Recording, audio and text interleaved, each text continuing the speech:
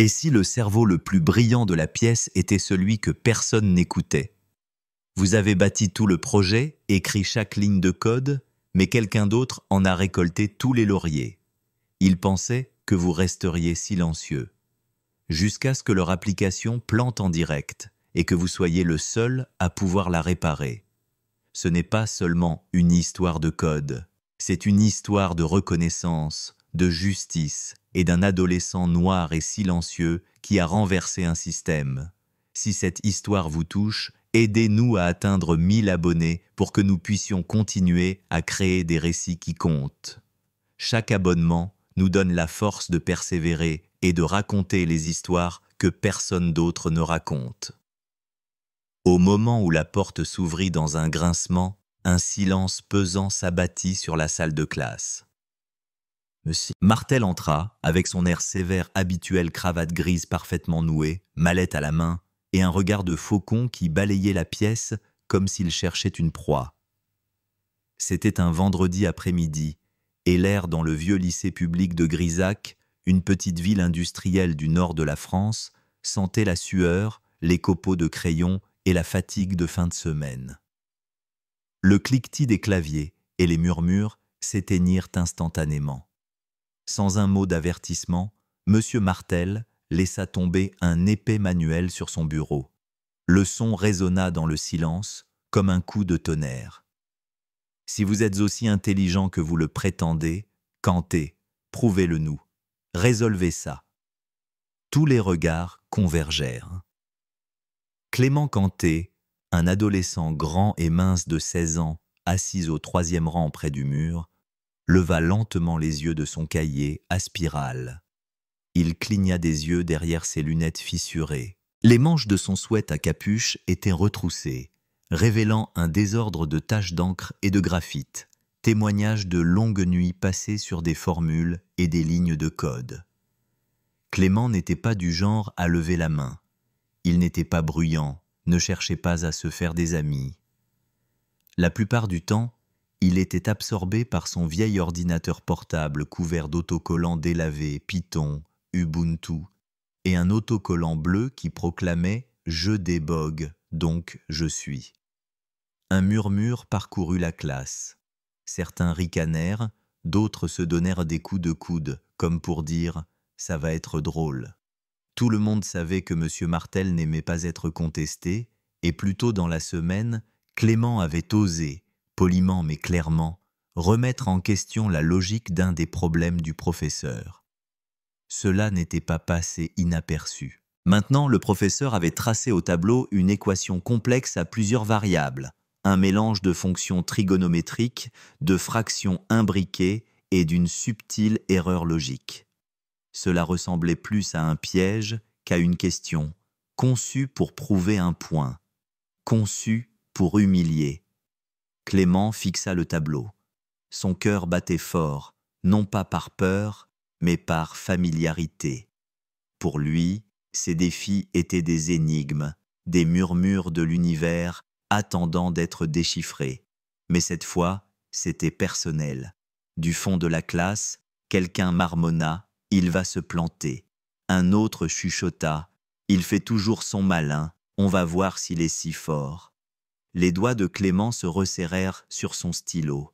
Son genou battait un rythme rapide sous la table. Le poids des regards pesait sur sa poitrine. Il sentait les yeux de M. Martel, perçants, impatients, le défiant d'échouer. Les murs de la salle, couverts d'affiches jaunies de mathématiciens et de citations inspirantes, semblaient se refermer sur lui.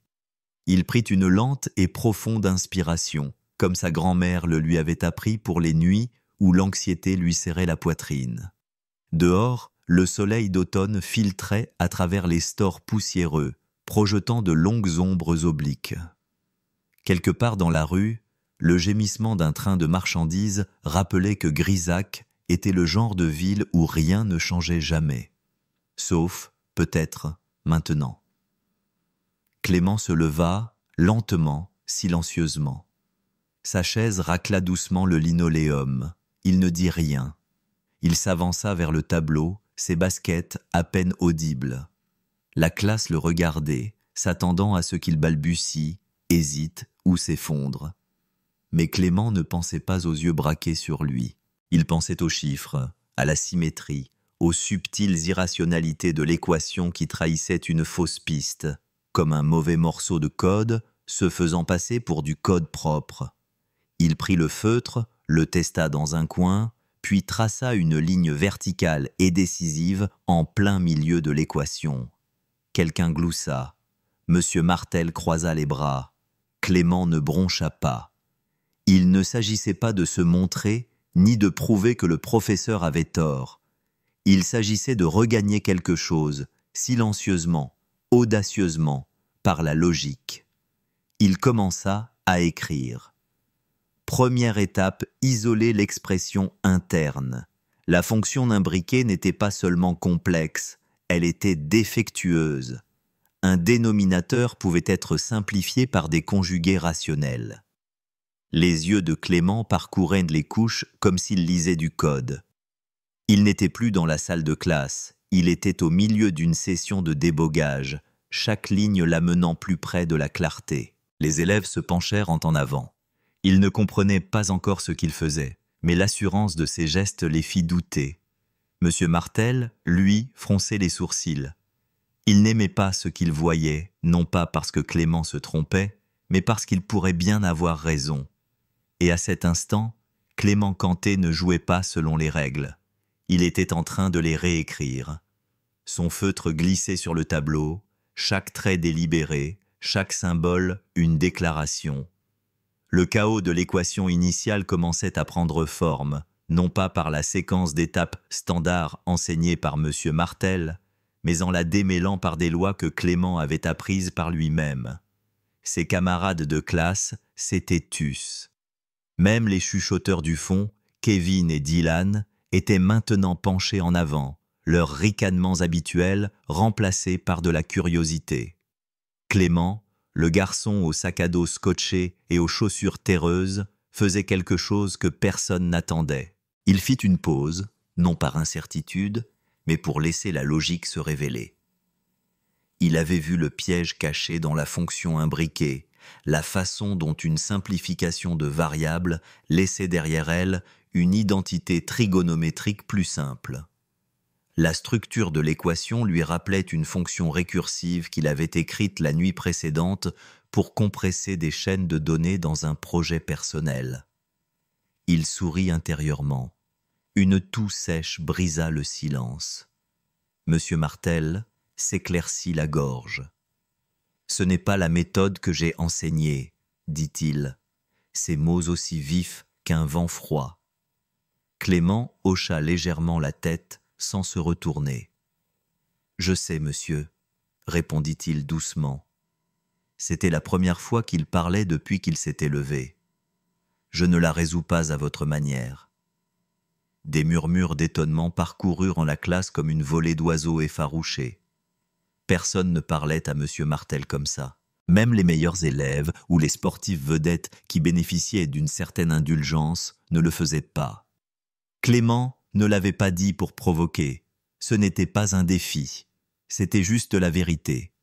Et la vérité, dite simplement, a sa propre puissance. M. Martel s'approcha, les bras croisés. « Alors que faites-vous ? Canté. Vous donnez votre propre cours de maths. » Clément se tourna légèrement, son expression impénétrable. « Non, monsieur, j'essaie juste une autre approche. » Il se retourna vers le tableau. Son feutre se remit en mouvement, barrant des sections de l'équation originale, encerclant de nouvelles voies, annotant comme un programmeur commentant un script. Chaque transformation était élégante, minimaliste. Quelques élèves commencèrent à chuchoter à voix basse. « Attends, je crois que ça marche. Je crois que ça a du sens. » Et pour la première fois, quelqu'un ajouta à voix basse « C'est plutôt cool. » Clément n'entendait rien, pas vraiment. Il était immergé dans le problème, comme un plongeur sous les vagues, suivant un fil de logique jusqu'aux profondeurs. Il se souvint des nuits dans son petit appartement du quartier HLM, avec le bourdonnement du ventilateur et son petit frère endormi à côté, pendant qu'il parcourait des forums open source, étudiant comment les algorithmes résolvaient des problèmes du monde réel. La concentration qu'il avait alors, il l'avait maintenant. Cette équation n'était pas un piège, c'était une énigme. Et les énigmes, contrairement aux gens, ne jugent pas. Il isola une identité complexe, la simplifia et replia la structure extérieure sur elle-même, comme un origami de papier. Couche par couche, la forme émergea du chaos. Il souligna la dernière étape, referma son feutre et recula. C'est fait. Pas de geste théâtral, pas de sourire, juste l'accomplissement. La classe était stupéfaite. Kevin avait la bouche bée. Dylan pencha la tête. Même Martel était immobile, les lèvres pincées, le front plissé. Il s'approcha du tableau, ses yeux balayant chaque ligne comme un sergent instructeur inspectant ses troupes. Il ne dit rien. Il vérifia l'équation d'origine, puis le résultat final, puis le processus. Finalement, son regard se posa sur Clément. Ce n'est pas faux, ce n'était pas un compliment, mais ce n'était pas non plus un rejet. Dans le dictionnaire de M. Martel, c'était presque une ovation. La salle se mit à bourdonner. Élisa, une fille qui restait habituellement silencieuse et passait son temps à dessiner au fond de la classe, se pencha en avant et murmura « C'est incroyable ». Une vague de chuchotements se propagea dans la pièce. Clément ne dit rien. Il retourna à sa place, s'assit lentement et ouvrit son cahier. Ses mains tremblaient légèrement, non pas d'anxiété, mais de l'énergie d'avoir défendu quelque chose qui comptait. Il n'avait pas besoin de regarder autour de lui. Quelque chose avait changé. Pas seulement dans la classe, mais en lui. Alors que Clément s'asseyait, le bourdonnement des conversations s'intensifia. La tension s'était dissipée, remplacée par quelque chose de plus fragile, l'incrédulité, la confusion et une pointe de curiosité. Certains élèves échangeaient des regards, d'autres feignaient l'indifférence, mais les coups d'œil furtifs vers Clément les trahissaient. M. Martel se tourna pour effacer le tableau, ses gestes raides, délibérés. Il ne dit plus un mot sur la solution. Personne ne pouvait dire s'il était impressionné, déconcerté ou défié, mais son silence en disait long. Le reste du cours se déroula au ralenti. Des pages se tournèrent, des stylos grattèrent, mais l'atmosphère avait changé. Clément, lui, se concentra sur ses notes, esquissant tranquillement les branches logiques qui l'avaient mené à la réponse. Il n'essayait pas de se vanter. Il avait juste besoin de le revoir, de se prouver à lui-même que ce n'était pas de la chance. Quand la sonnerie finale retentit, un son qui apportait habituellement un soulagement collectif, elle fut cette fois accueillie avec hésitation. Personne ne se précipita vers la porte. Les élèves s'attardèrent pendant que Clément rangeait ses affaires. Quelqu'un s'approcha. Élisa. Elle se tenait maladroitement à côté de sa table, serrant son carnet de croquis contre sa poitrine. « C'était vraiment impressionnant », dit-elle, sa voix à peine audible. Clément leva les yeux, cligna des yeux et hocha la tête. « Merci ». Il n'avait pas l'habitude que les gens lui parlent, sauf pour lui emprunter un chargeur ou lui demander de l'aide pour un devoir. Élisa hésita. « Tu n'as pas seulement résolu le problème, tu as vu quelque chose que personne d'autre n'a vu. » Clément haussa légèrement les épaules. « Je l'ai juste regardé de biais. » Cela la fit sourire. « Je pense que regarder de biais est sous-estimé. » Elle partit avant qu'il ne puisse répondre, laissant une étrange chaleur dans sa poitrine. Pas de l'excitation, pas de la gêne. Juste de la reconnaissance. Quelque chose de différent. Il quitta tranquillement la salle de classe, la lanière de son sac à dos usée sur une épaule. Le couloir vibrait de vie des casiers qui claquent, des baskets qui crissent, des rires d'amis. Mais Clément le traversa comme toujours seul, inaperçu. Sauf que cette fois, c'était différent. Il y avait des regards, curieux, pas moqueurs, pas hostiles, juste intéressés. Il passa devant Kevin et Dylan près de la fontaine. Ils ne dirent rien, mais ils ne ricanèrent pas non plus. Dans le monde de Clément, c'était un progrès. Au moment où il atteignit le local à vélo, le vent s'était levé. Les feuilles bruissaient sur le trottoir. Clément monta sur son vieux vélo bleu rouillé et pédala vers chez lui. Grisac était calme en fin d'après-midi, une ville de stations-service, d'entrepôts en tôle et de petits bistrots qui n'avaient pas changé leur menu depuis les années 80. Le genre d'endroit où l'on reste, à moins que quelque chose ne vous oblige à partir. Clément ne détestait pas ça, mais il s'y sentait souvent comme un étranger. Il vivait dans une cité HLM, juste derrière la gare, une série de bâtiments alignés comme des dominos. Son appartement était petit, mais propre. Sa grand-mère entretenait un petit jardin sur le balcon des tomates, des piments et un unique plant de basilic qui refusait de mourir. Il gara son vélo, prit le courrier et entra. L'air sentait les crêpes chaudes et le nettoyant au citron. « Tu es rentré tôt », appela sa grand-mère depuis la petite cuisine. Clément laissa tomber son sac à dos sur le canapé et jeta un coup d'œil. Elle remuait quelque chose dans une casserole, ses cheveux gris attachés en un chignon lâche, ses mains se déplaçant avec une grâce experte. « Oui, j'ai eu un grand moment aujourd'hui. » Elle se retourna, un sourcil levé. « Quelqu'un a enfin réalisé que tu étais plus intelligent qu'eux. » Il laissa échapper un petit rire. Quelque chose comme ça. Il lui raconta ce qui s'était passé. Pas tout, pas les émotions, mais les faits, le défi, la solution, le silence. Elle écouta sans l'interrompre, puis baissa le feu et s'essuya les mains. « Tu as toujours eu un esprit comme un passe-partout, » dit-elle. « Il te fallait juste la bonne porte. » Clément s'assit à la petite table, le menton dans les mains. « Je n'ai pas l'impression d'avoir gagné, » admit-il, « juste de ne pas avoir perdu. » Elle hocha la tête. « Parfois, c'est la première étape. Forcer les gens à s'arrêter et à regarder, à réfléchir. C'est un pouvoir plus grand que la plupart des gens n'en auront jamais. » Il y pensa en regardant la casserole frémissante. Peut-être qu'aujourd'hui n'était pas une victoire, c'était quelque chose de mieux. Un début. Le lundi suivant, Clément arriva au lycée, capuche relevée et écouteurs sur les oreilles. Pas de musique, il avait juste besoin d'une barrière entre lui et le monde. Mais le monde, apparemment, l'avait remarqué. Et Kanté cria quelqu'un près de la cantine. Clément leva les yeux, surpris. C'était Marcus, le capitaine de l'équipe de foot, le roi des blagues bruyantes. Il ne lui avait presque jamais adressé la parole. Le truc de maths l'autre jour, c'était carrément cool, mec. Clément fit un demi-hochement de tête, ne sachant pas quoi dire. Le temps d'arriver à son casier, 2 autres élèves l'avaient salué. Pas avec moquerie, pas avec sarcasme, avec un respect sincère. Il n'était pas habitué à ça.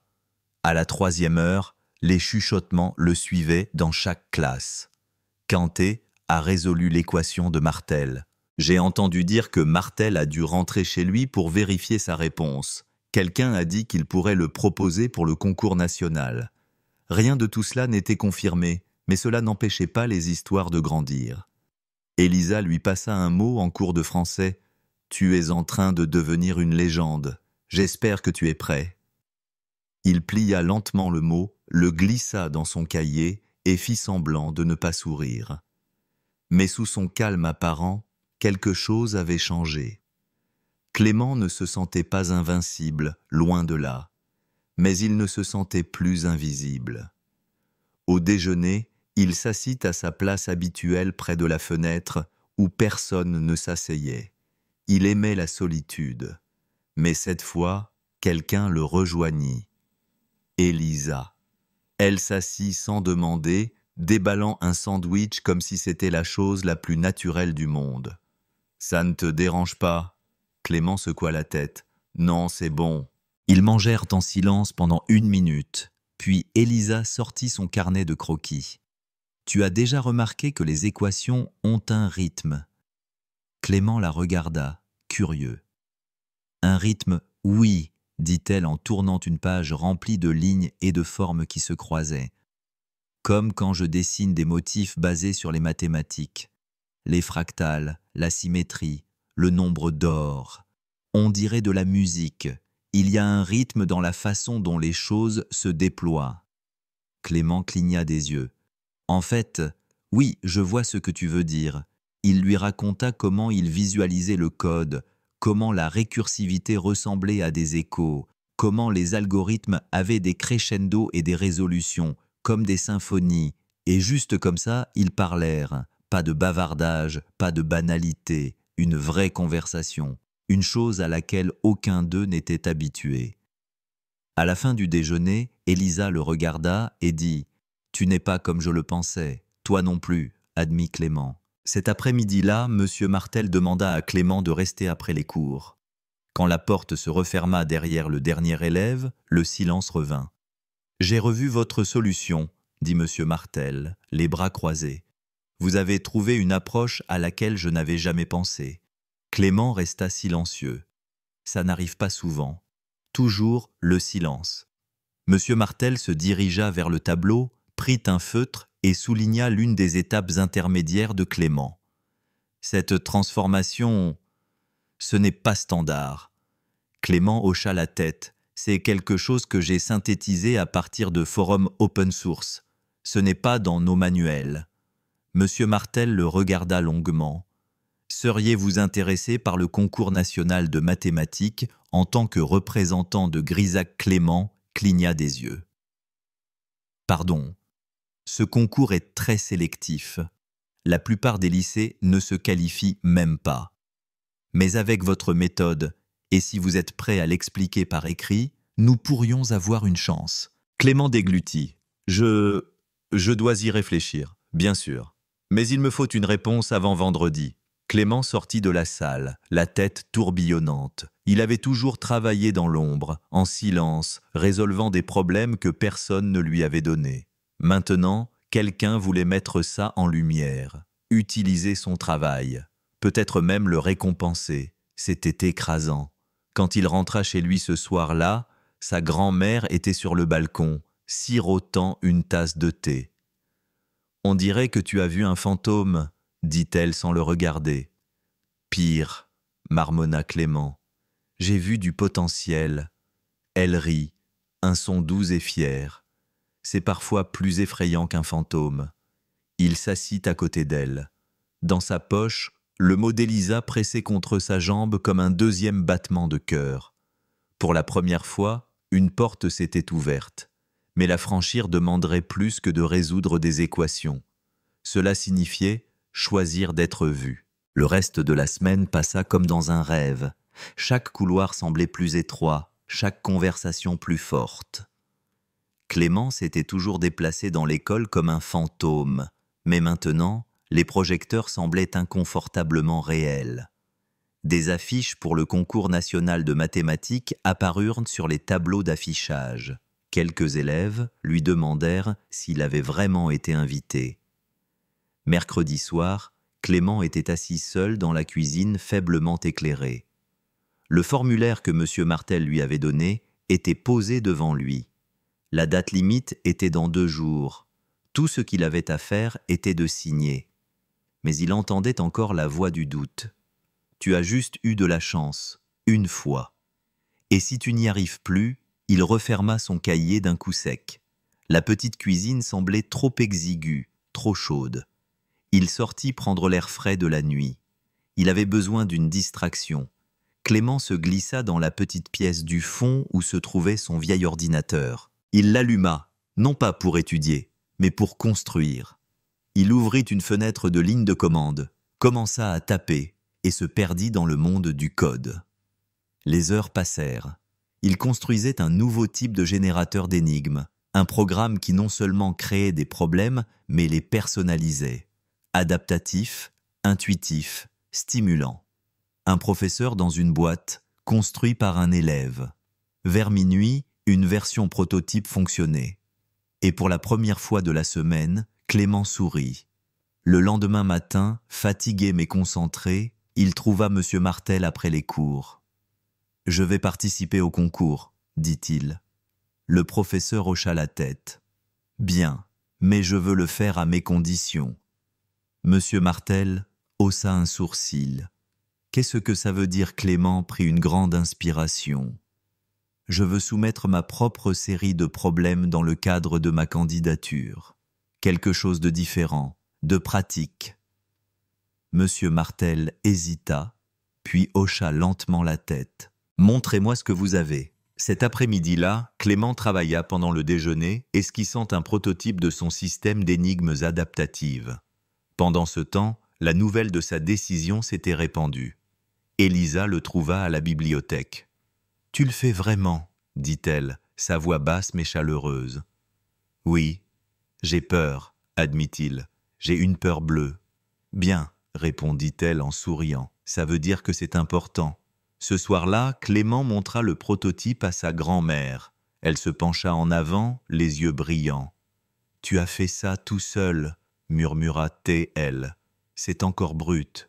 Mais oui. » Elle hocha lentement la tête. « Tu sais, il y a des gens qui attendent toute leur vie un moment pour prouver qui ils sont. » Clément déglutit. « Toi, » ajouta-t-elle en posant une main sur son épaule, « tu as eu ton moment. Ça, c'est ce qui vient après. » Pour la première fois, Clément ne voulait pas seulement gagner le concours. Il voulait réécrire la façon dont les gens apprenaient à penser. Le jour du concours national de mathématiques arriva plus vite que prévu. Clément se réveilla avant l'aube. Sa grand-mère lui avait préparé son sac une bouteille d'eau, une barre protéinée et un mot plié avec l'écriture manuscrite « Souviens-toi de qui tu es ». Sur le parking de l'école, un bus scolaire jaune attendait. Clément monta le dernier. Il trouva une place libre vers le fond. Le trajet fut long. Clément passa le temps à revoir son projet, les doigts tambourinant sur ses genoux, essayant de chasser la voix du doute. « Tu n'as pas ta place ici. Ces gamins viennent d'écoles privées. Ils ont des tuteurs depuis l'âge de 5 ans. » Mais sous cette voix, une autre, plus forte, résonnait. « Tu as vu des choses qu'ils n'ont pas vues. Tu résous les problèmes par instinct, pas par mémoire. Tu as construit des solutions à partir de rien. » Le bus s'arrêta devant un bâtiment moderne en verre. Une bannière proclamait Concours national de mathématiques où la logique rencontre le génie. Clément descendit et se fondit dans une mer d'étudiants bien habillés. La première épreuve était individuelle. Dès que le chronomètre démarra, les doigts de Clément volèrent sur le clavier. Le premier problème, une série d'inégalités en cascade, lui prit moins de 10 minutes. Le dernier était complexe, presque vicieux. Mais Clément ne paniqua pas. Il s'immergea dans le défi, ses doigts se déplaçant dans un rythme qui ne venait pas de la mémorisation, mais des nuits passées à déboguer des scripts. Il finit la dernière ligne alors qu'il restait 3 secondes. Puis vint l'épreuve par équipe. 6 élèves par table, assignés au hasard. Son groupe comprenait 2 élèves d'école privée en costume, une fille avec un casque anti-bruit et un garçon grand qui évitait tout contact visuel. Ils commencèrent à se disputer immédiatement. Clément les observa, écouta, puis sortit calmement une clé USB de sa poche et dit « En fait, j'ai construit quelque chose comme ça. Ce n'est pas parfait, mais ça pourrait aider. » Ils le dévisagèrent. L'un d'eux ricana. « Tu as apporté du code ?» Clément hocha la tête. « Je n'apprends pas la théorie par cœur, je construis des choses. » En quelques minutes, ils exécutaient le programme de Clément, le modifiaient, y inséraient des scénarios. Les disputes cessèrent. Le groupe se mit à travailler comme une vraie équipe. À la fin du temps imparti, le juge haussa les sourcils devant leurs résultats. « Vous avez résolu le scénario principal et l'optimisation supplémentaire. C'est très rare. » Les 2 garçons en costume regardèrent Clément, stupéfaits. Il haussa simplement les épaules. « Je suppose que construire de biais, ça marche. » La sonnerie finale retentit. Les juges délibérèrent pendant près d'1 heure. Clément attendit, les mains dans les poches, les yeux fixés sur l'écran au-dessus de la scène de l'auditorium. Soudain, la foule s'agita. L'écran s'alluma. Résultats individuels. Première place, Parker Lou, Académie de West 2e place, Clément Canté, Lycée de Grisac 3e place, Samira Raj, École STEM de Hillstone. L'air autour de Clément se figea. Des murmures parcoururent la foule. « Attendez, qui est Kanté ?» Ce n'est pas le gamin avec le sweat à capuche. « C'est tout !» Grisac Monsieur Martel s'approcha, son expression impénétrable, puis lui tendit la main. « Vous venez de mettre notre école sur la carte. » Puis les résultats par équipe apparurent. Défi d'équipe. Score d'optimisation le plus élevé. Équipe 4B. Son nom était aussi sur cette liste. En montant sur scène, Clément ne vit pas la foule. Il vit le sourire d'Elisa, les mains de sa grand-mère jardinant, son petit frère regardant l'écran de son ordinateur et demandant « Ça fait quoi, ça, grand frère ?» Il monta sur scène, non pas comme le garçon silencieux du fond de la classe, mais comme quelqu'un qui avait gagné sa place. La médaille était lourde autour de son cou, mais ce n'est pas son poids qui l'émut.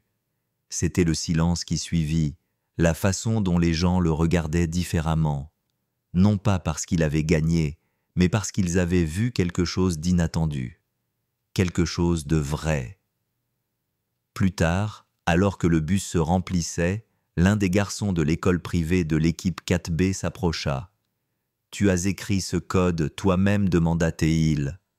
Clément hocha la tête. « De A à Z. »« Tu as un GitHub ?» Clément sourit. Un qui est plutôt en désordre. L'autre garçon rit. Les meilleures choses se trouvent souvent dans le désordre. Fais-moi signe si un jour tu veux construire quelque chose de vrai.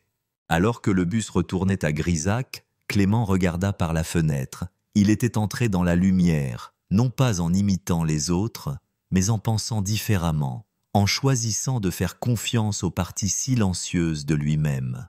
Quand le bus s'arrêta à Grisac, une silhouette attendait sous la lueur jaune et vacillante d'un lampadaire. Sa grand-mère. Elle le serra dans ses bras. « Tu es rentré » murmura Théil. « Bien sûr » répondit-elle. « Et tu es rentré différent. » Dans les jours qui suivirent, la nouvelle se répandit. Le lycée de Grisac n'avait pas eu de lauréat national en mathématiques depuis des décennies. Le proviseur invita Clément à prendre la parole lors de la prochaine assemblée générale. Un journaliste local vint l'interviewer, le surnommant le garçon algorithme. Mais Clément ne courut pas après la gloire. Il retourna à ses lignes de code. Maintenant, il ne construisait plus des énigmes juste pour lui. Il créait une plateforme en ligne, un espace pour les élèves comme lui, ceux qui ne rentraient pas dans la logique des manuels ou des méthodes traditionnelles.